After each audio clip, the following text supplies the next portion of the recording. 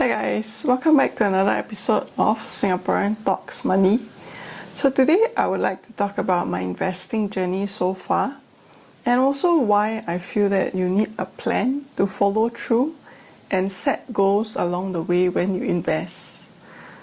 So let's just jump straight into the topic today, and before getting started I would appreciate if you can subscribe to my channel, give a thumbs up to my video, and thanks for the support so far. So I started my investing journey in 2017, and at that time when I started, I honestly had no plans or any goals for that. I just knew that I wanted to grow my money, coupled with the free flow of never-ending information on investing types, methods, and even get-rich schemes. It was really difficult to sieve out crucial information that now forms the basis of how I'm investing. So for me, I'm considered a rather risk-adverse person, and I don't want to worry every night about the value of my investments. For example, will it go to zero the next day, or if it's actually a Ponzi scheme. So although my portfolio currently takes on a considerably high amount of risk, I would say. For example, Tesla being my biggest stock holdings, which is very volatile in terms of price, and having also a substantial amount in cryptocurrencies.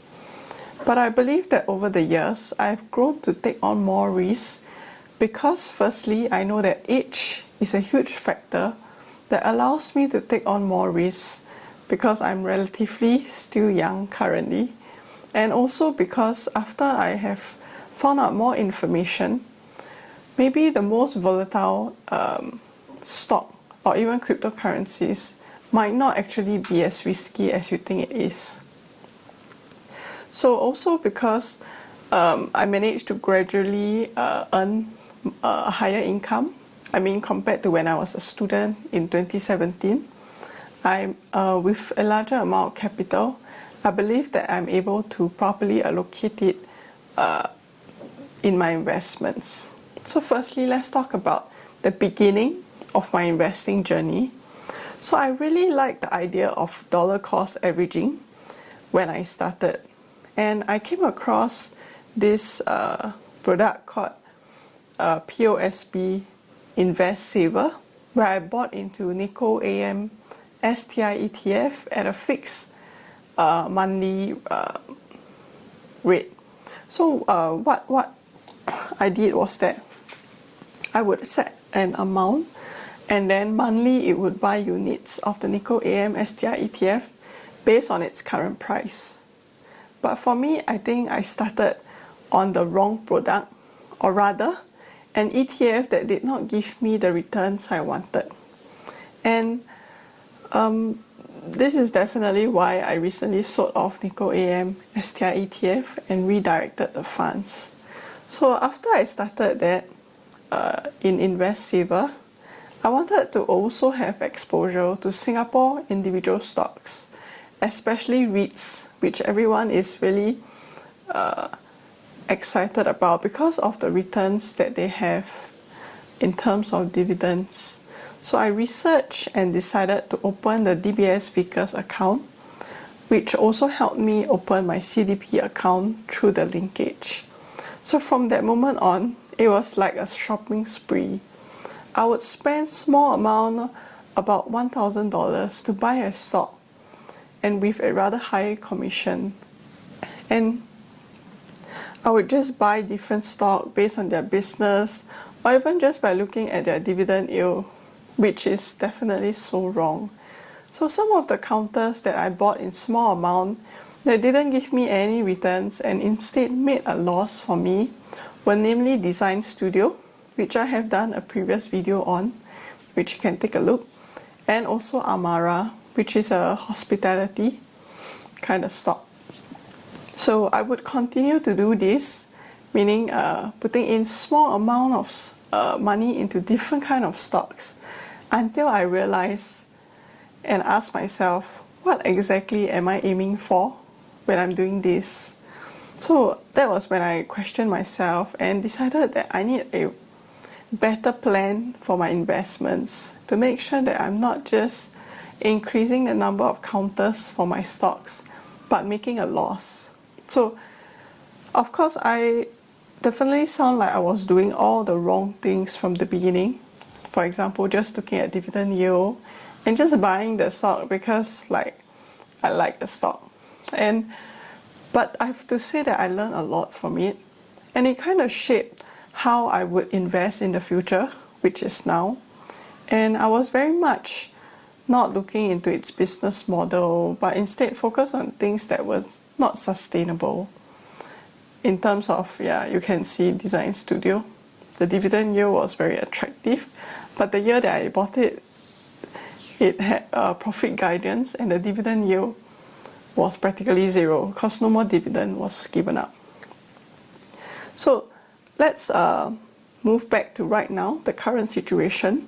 So currently, because I have been monitoring my returns, and I decided to just buy the index as I was not beating it and also wanted to focus more on growth stocks on my remaining funds. So after about 2 years, which is in 2019, I took pretty long to find out the wrong direction that I was going in. And so I decided to divert my funds towards a world index ETF that invests in both foreign and US stocks, including and covering both well-established and still developing markets. So firstly, I used FSMone, regular savings plans, to buy the Vanguard Total World Stock ETF. And that was on a monthly basis. And that was what really helped me to profit, because I started it in 2019, which was around the COVID period when the pandemic started. And prices were relatively low. I managed to buy VT when it was 60 plus, 70 plus, 80, 90, and it's currently at about 105 US dollar. So most recently, I've switched to Vanguard FTSE All World ETF, the accumulating one, VWRA, and I'm using Interactive Brokers. As many of you would have known, they have removed their monthly inactivity fee, which really made me do the switch, because all along I had wanted to use Interactive Brokers because of its good commission rates and also just spot on FX rates, right? So I also started setting goals for myself financially in terms of short and long term. For example, this year, how much would I want my portfolio to grow to? And in terms of 5 years, what do I wish to achieve? And of course, goals can change along the way or adjust, but having a goal in place really makes the difference. And if you do exceed that goal, you know that you are definitely on the right track. And I think after I started earning a fixed monthly salary, working full-time, and this made me also realize how hard money is earned. After all, you are switching your time for money, and I wanted to make sure that my investment is profitable as I'm trading them time for money. And so besides allocating my funds to the World Index ETF, I also focus my remaining funds, which is not much, to growth stocks like Tesla, Palantir, and most recently AMD.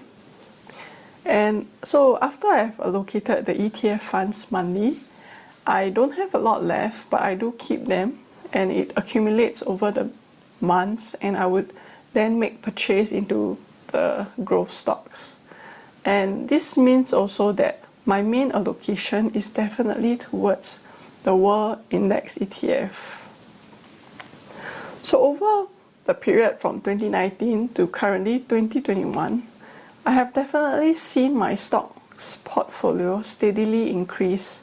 And in terms of it increasing, I'm then able to take on more risks. For example, I slowly venture towards cryptocurrencies. And I like allocating I like the method of allocating a fixed amount aside every month, as it forms some kind of a routine and really takes out the deliberating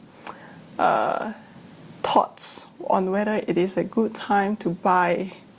And also I'm able to see the increase of my portfolio after just a few months. Overall, of course, the markets have been on an uptrend, so numbers definitely look good currently. So as I build up my ETF holdings, I also can venture into riskier investments like cryptocurrencies. Just like what I have mentioned before, my age being part of the factor, not saying that age is a factor that decides what products you can invest in, but being young means that I'm in the process of building up my capital and not preserving my capital. So I like to put a small portion of my money into cryptocurrencies where there's huge growth and potential in it. Although I'm rather still risk adverse in terms that I only invest in Bitcoin, Ether, and Cardano, so I'm not really too much into the alternate coins. And yeah, so cryptocurrencies is definitely interesting, and I'm still exploring it as I go along. The information is really too much at times, but I like putting a portion of my money into something that is the future, and the idea that it brings a solution or alternative to so many things that would have been a great solution and allows the world to be more interconnected. I think it is really going to be the future, and having a plan and for investing makes a difference. And although I really wish that I made a plan and goals earlier on when I started on my investing journey, I learned from my mistakes, and as long as I'm able to keep to what I'm currently doing, I believe that in the long term I will be rich. Okay, I'm just kidding. I mean that I would be pretty satisfied with my performance over the long term. But here's just some advice or reflections of mine, and I hope you guys enjoy today's video. Don't forget to hit the subscribe button, give a thumbs up to my video, and do give me any feedback or comments. Thank you.